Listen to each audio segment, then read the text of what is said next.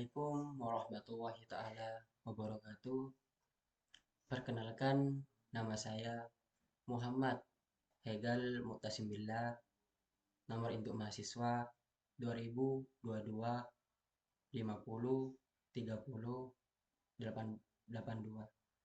Saya dari Fakultas Sains dan Teknologi, Prodi Teknologi Informasi, Universitas Ibrahimi Sukorejo, Situbondo. Jadi pada kesempatan kali ini kita akan membahas tentang ragam dan laras bahasa. Jadi apa itu ragam bahasa? Ragam bahasa adalah variasi bahasa menurut pemakaian yang berbeda-beda, menurut topik yang dibicarakan, menurut hubungan pembicara, kawan bicara, orang dibicarakan, serta menurut medium pembicaraan.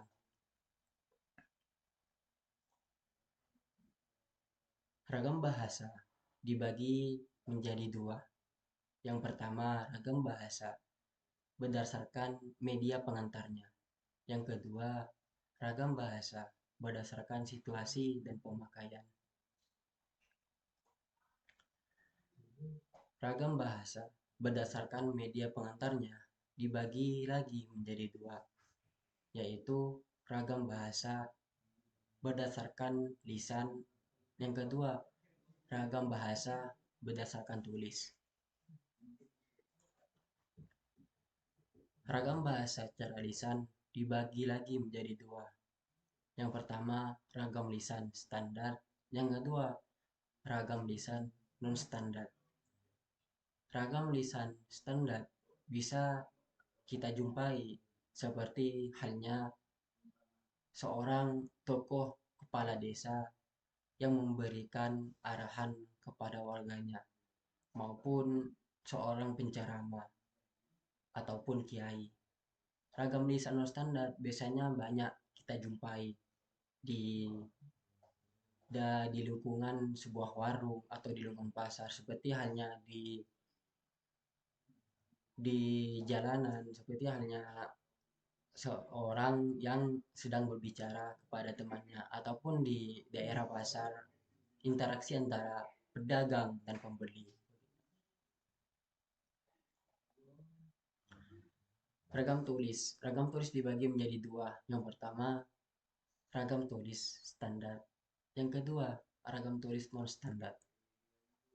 Ragam tulis standar ialah seperti majalah, jawab pos, kontan, dan lain sebagainya. Ada juga seperti halnya buku ilmiah, novel, dan buku-buku yang lainnya. Ragam tulis non standar biasanya kita dijumpai di dalam sebuah pamflet atau pengumuman, ataupun seperti iklan yang biasanya muncul di televisi.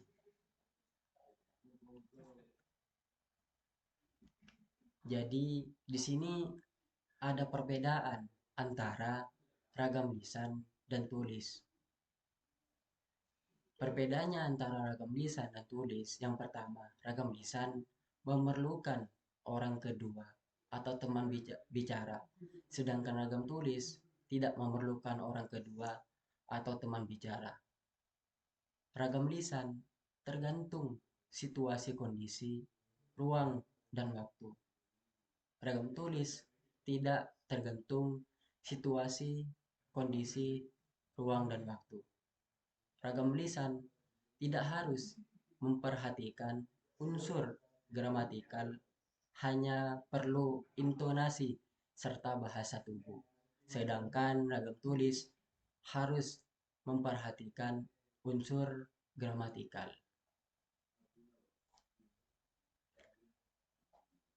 Perbedaannya lagi antara ragam lisan dan ragam tulis ialah kalau ragam lisan berlangsung cepat, sedangkan ragam tulis berlangsung lambat.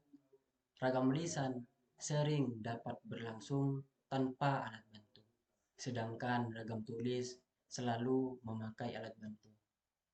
Ragam lisan, kesalahan dapat langsung dikoreksi. Ragam tulis, kesalahan tidak dapat langsung dikoreksi.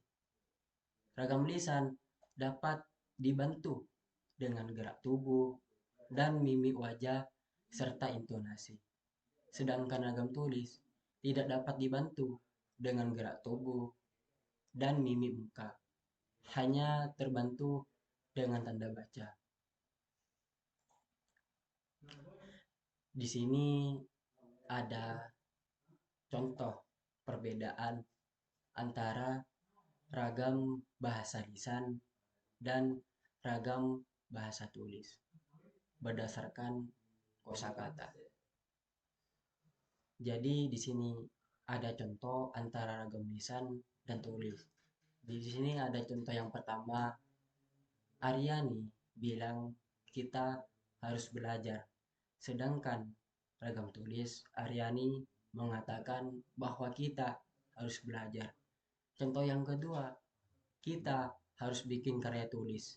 Sedangkan yang ragam tulis kita harus membuat karya tulis. Contoh yang ragam lisan, rasanya masih terlalu pagi buat saya, Pak. Contoh yang ragam tulis, rasanya masih terlalu muda bagi saya, Pak. Di sini ada perbedaan antara ragam bahasa lisan maupun ragam bahasa tulis. Di sini dalam kosakatanya tidak sama. Ragam bahasa berdasarkan situasi dan pemakaiannya dibagi menjadi tiga. Ragam bahasa berdasarkan situasi dan pemakaian formal, ragam bahasa berdasarkan situasi dan pemakaian semi formal, dan ragam bahasa berdasarkan situasi dan pemakaian non formal. Ragam formal. Ragam formal atau ragam baku yaitu ragam yang mengikuti kaidah atau aturan kebahasaan. Pada dasarnya, ragam formal atau baku secara linguistik atau secara kebahasaan adalah dialek juga, baik dialek regional maupun dialek sosial. Ragam tersebut menjadi baku karena memiliki variasi sosial tertentu. Di sini ada contoh, semisal kayak orang komunikasi resmi atau wacana teknis atau pembicaraan di depan halayak ramai, dan juga pembicaraan dengan orang yang dihormati atau statusnya pangkatnya lebih tinggi daripada kita, mungkin begitu. Ragam semi formal. Ragam semi formal memiliki keunikan tersendiri karena berciri mengikuti kaidah dan aturan yang tetap, tetapi hanya tidak secara konsisten dilakukan pada saat tujuan tertentu. Dalam hal ini sebagai contoh yaitu bahasa jurnalistik, yang dimana biasanya pembaca beritanya tidak selalu dengan kata-kata yang baku, melainkan kadang di tengah-tengah kata-kata baku yang mereka ucapkan terselip kata-kata yang biasanya kita gunakan untuk berbicara kepada seseorang. Dalam hal ini, berbicara santai kepada lawan bicara kita dalam membahas topik yang tidak resmi. Ragam non-formal. Ragam non-formal adalah bahasa yang digunakan dalam situasi tak resmi, seperti contoh dalam pergaulan, percakapan antara teman, maupun percakapan antara pembeli dan pedagang di pasar.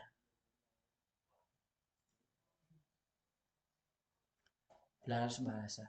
Jadi apa itu laras bahasa? Laras bahasa adalah dimaksudnya kesesuaian antara bahasa dan fungsi pemakaiannya. Fungsi pemakaian bahasa lebih diutamakan dalam laras bahasa daripada aspek lain dalam ragam bahasa. Selain itu, konsepsi antara ragam bahasa dan laras bahasa saling terkait dalam perwujudan aspek komunikasi bahasa. Laras ilmiah. Apa itu laras ilmiah? Jadi, laras ilmiah memiliki tujuan dan halayak sasar yang jelas. Meskipun demikian, dalam laras ilmiah, aspek komunikasi tetap memegang peranan utama. Oleh karenanya, berbagai kemungkinan untuk penyampaian yang komunikatif tetap harus diperhatikan. Penulisan laras ilmiah tidak hanya untuk mengekspresikan pikiran, tetapi untuk menyampaikan hasil penelitian. Kita harus dapat meyakinkan pembaca akan kebenaran hasil yang kita temukan di lapangan. Dapat pula kita menumbangkan sebuah teori berdasarkan hasil penelitian kita. Jadi, sebuah karya tulis ilmiah tetap harus dapat secara pernyataan karya tulis ilmiah. Biasanya, laras ilmiah ini digunakan dalam proposal kegiatan ilmiah, proposal penelitian, laporan kegiatan yang berbentuk surat, artikel, makalah, atau naskah. Dan juga biasanya laras ilmiah ini digunakan dalam karya tulis ilmiah, skripsi, tesis, dan disertasi. Di sini ada beberapa ciri-ciri laras bahasa ilmiah. Yang pertama, selalu menggunakan ragam bahasa formal. Yang kedua, tidak remang nalar atau mendua makna. Yang ketiga, setiap istilah, sifat, dan pengertian didefinisikan secara tepat, tidak rancu atau ragu. Yang keempat, kalimat harus singkat, jelas, lengkap, dan efektif. Yang kelima, paragraf minimal terdiri kalimat pokok dan kalimat penunjang. Yang keenam, laras ilmiah mempunyai kalimat baku. Mungkin hanya ini yang bisa saya sampaikan sebagai bekal untuk kalian semua di masa depan nanti. Mungkin hanya ini, kurang lebihnya mohon maaf. Wassalamualaikum warahmatullahi taala